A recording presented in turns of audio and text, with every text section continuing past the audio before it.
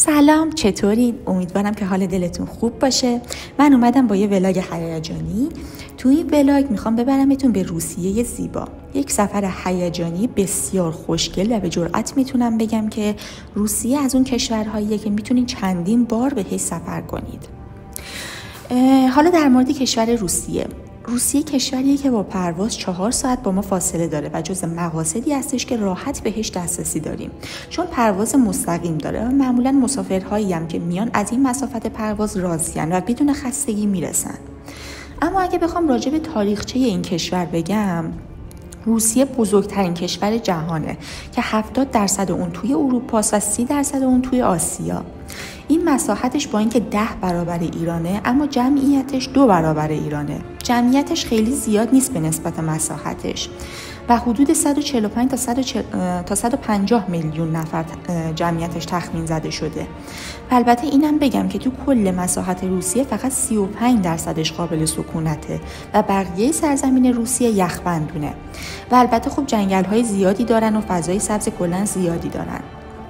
پایتخت روسیه مسکوه. البته به زبون ما مسکو تلفظ میشه. تلفظ اصلیش مسکووا هست.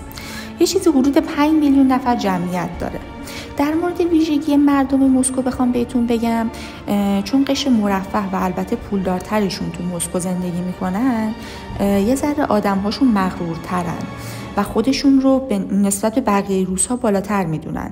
بهتون لبخند نمیزنن و یه ضرب المثل دارن که میگن ما اونقدر احمق نیستیم که به هر غریبه‌ای لبخند بزنیم. ولی این خشک بودن توی رفتارشون معنیش این نیست که با توریست بد باشن. اگه درخواست کاری ازشون داشته باشیم یا اینکه با اینکه براشون سخته و 90%شون زبان انگلیسی رو نمیدونن یا حتی اگه بدونن تمایلی ندارن که انگلیسی صحبت کنن، چون هنوز این دیکتاتوری رو دارن که هر کس که میخواد بیاد اونجا باید روسی رو یاد بگیره. ولی اگه درخواست کمک بکنیم واقعا بهتون کمک میکنن و خب مردم اینجا مغرورتر به نسبت روس‌های دیگه هستن و خودشون رو بالاتر میدونن. شما توی مسکو زیباترین میدان سرخ رو میبینید و قشنگترین کلیسای جهان رو میبینید، یعنی کلیسای سن واسیل، که توی یک سری افسانه هاشون اومده که بعد از اینکه این کلیسا ساخته شده، پادشاه اون زمان دستور داده که سازنده رو کور کنن تا دیگه نتونه لنگش رو بسازه. توی میدان سرخ هیچ ماشینی تردد نداره. شما به محض ورود به کلیسای سن واسیل و کاخ کرملین رو میبینین، جایی که قطب سیاسی روسیه هستش. حالا یه سری چیزها هست که مثلا اگه پرچمش بالا باشه یعنی پوتین توی کاخه و اگه پایین باشه یعنی دیگه تایم کاری پوتین نیست. روبروی اون مرکز خرید گوم رو میبینید که یکی از گرونترین مراکز خرید اروپاست.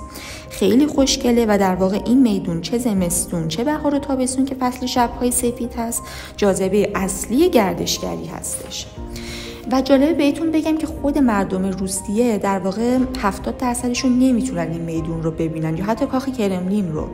دلیلش هم این هست که مشغله کاری زیادی دارن و یکی دیگه دلایلش اینه که هزینه بالای سفر هستش برای کسانی که در شهرهای دیگه زندگی میکنن. ولی حالا میبینیم که ما ایرانی‌ها برامون روسیه خیلی باب سفر شده و به راحتی به اونجا سفر میکنیم و زیباییشو میبینیم. اطراف این میدان سرخ خیابان نیکولاسکایا هستش که یک خیابون بی‌نظیر هستش. یعنی شما وقتی دارین توی این خیابون قدم میزنید انگار وارد یک فشن شوی واقعی شدیم. دخترها، مدل‌ها، رقصنده‌ها و عکاس‌های حرفه‌ای برای تولید محتوا و یا برای مجلات مد و فشن اینجا هستن. هنرمندای خیابونیشون ساز میزنن و کلا این خیابون یکی از اصلی ترین مقاصد شبگردی هستش که میتونید داشته باشید و پر از بار و کلاب هستش و یه حس خیلی خوبی اونجا میگیریم. ولی خب اگه بخوایم یه بررسی تو شهر مسکو داشته باشیم، یکی دیگه از جاذبه های این شهر مترو هستش. در واقع مترو روسیه به یک موزه معروفه. شما وارد مترو که میشین، چند تا ایستگاهش البته انقدر قشنگه که شما انگار وارد موزه شدین. 17 تا خط داره، 370 تا ایستگاه داره و مترو روسیه یه حالت عنکبوتیه و قابلیت انتقال به کل شهر رو داره و ترجیح مردم اونجا این هست که به جای استفاده از حمل و نقل شخصی از مترو استفاده کنن. این مترو یکی از ایستگاهاش اونقدر عمیق هستش که 85 متر زیر زمین میره و به دستور استالین ساخته شده و البته یکی از هدفهاش این بوده که معماری روسیه رو به رخ بکشن و در کنار اون یکی دیگه از هدفهاش این بوده که در زمان جنگ به عنوان پناهگاه استفاده بشه. و البته استفاده کردن از متروهاش بسیار راحت و ارزونه. حالا یکی دیگه از مناطق خفنی که توی مسکو میتونیم ببینیم مسکو سیتی هستش که به نیویورک مسکو معروفه. 8 تا ساختمون بالای 300 متر داره، ولی در حالی که گفته شده نیویورک 3 تا ساختمون بالای 300 متر داره. این منطقه کلا تجاریه و قراردادهاشون هم 99 سال است، یعنی بعد از 99 سال این ساختمون ها مال دولت میشه و یکی از گرونترین مناطق مسکو هست. در ادامه توی شهر مسکو شما اگه خوششانس باشید چند تا شو برگزار میشه که یکیشون سیرک هست که در طول سال 2 یا 3 ماه برگزار میشه که اگه خوششانس باشید به تایم سفر شما میخوره. و سیرک هم از اونجایی معروفه که شما چندین حرکت رو، یعنی سیرک اجرا با حیوانات، آکروباتیک، رقص، آتشبازی، همه چی رو با هم توی این سیرک جمع کردن که به سیرک بزرگ مسکو معروف شده. ورودی اون هم $70 و تقریبا 3 ساعت طول میکشه و ارزش دیدن برای یک بار رو واقعا داره و حرکات نمایشی خیلی خفنی رو اونجا میتونید ببینید. بعد از مسکو میتونم بگم سن پترزبورگ یکی از زیباترین شهرهای جهانه و با اینکه حالا پایتخت روسیه نیست ولی توریستی تره و وقتی شما وارد سن پترزبورگ میشین وارد اون خیابون نفسکی معروفش که میشین یک اروپا رو میبینین. خیابون نفسکی رقیب اصلی خیابون شانزلیزه هستش و حتی به گفته خود روس‌ها از شانزلیزه خیلی قشنگ‌تره و خیلی هم پرهیجان تره و واقعا هم همینطوریه. و یکی از برنامه‌های اصلی ما این بود که شب‌ها توی خیابون نفسکی قدم می‌زدیم. همه هنرمندان خیابونی، موزیسین‌ها، دنسرها و همه میان بیرون. شما شوی واقعی رو توی این خیابون میبینید. دخترهای بسیار زیبا، یعنی اینطوریه که توی این خیابون شما خوشگل‌ترین دخترهای دنیا رو میبینید. حالا سن پترزبورگ به شهر موزه های باز و بسته معروفه. حالا چرا میگن موزه های باز؟ به دلیل این نمای زیبای ساختموناش هست و کاخهای بستش به خاطر کاخ کاترین و موزه هرمیتاژ هست که به دستور کاترین کبیر ساخته شده. کاترین اصالتا آلمانی بوده اما با شاهزاده روسیه ازدواج میکنه و به امید عشق فراوون راهی روسیه میشه، ولی متاسفانه شاهزاده درگیر عشق با زنهای دیگه بوده و توجهی به کاترین نمیکرده. کاترین هم وارد رابطه با معشوقه‌های دیگه‌ای میشه و اسمش رو از سوفیا به کاترین و دینش هم تغییر میده و سرانجام با یکی از معشوقه‌هاش که افسر بوده دست به یکی میکنن و شاهزاده رو میکشن و در نهایت کاترین ملکه الیزابت روسیه میشه. وقتی اسم موزه میاد همه یاد این میفتن که حوصله‌شون سر میره و کلافه میشن. ولی موزه هرمیتاژ دومین موزه بزرگ جهانه و اصلا شبیه کاخ هستش تا موزه.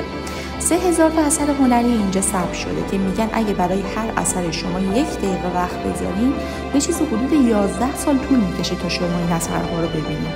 البته اولش به این صورت بوده که این موزه به صورت شخصی کالکشن جمع‌آوری میکرد از کل اروپا و کل دنیا و حالا دیگه به اون قسمتی تبدیل شده که دومین موزه بزرگ جهان هستش.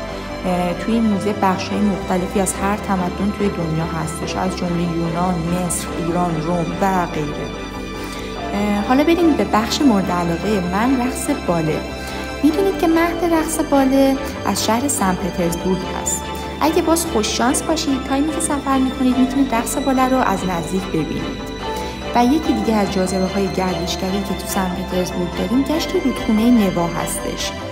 شما شب سوار قایق میشی و انگار که دور شهر رو با گشت قایق دارید میچرخید و روی آب هستید و تمام نمای اون ساختمون‌های زیبا و کلیساهای معروف رو میبینید و حس این رو داره که انگار توی ونیز هستید. و گشت رودخانه نوا یکی از پرطرفدارترین گشت‌ها هستش و در نهایت این رودخونه 23 تا پل داره که شهر رو به هم متصل کرده و تایم باز شدن پل‌ها رو می‌بینیم که در واقع کشتی‌های باربری تو اون تایم از ساعت 1 شب تا 7 صبح باید حمل باربری بکنن و به این دلیل که خیلی بزرگن و میخوان به پل اصابت نکنن اون تایم ترددشون رو انجام میدن و پل‌ها باز میشن و این یکی از جاذبه‌های اصلی گردشگری شده.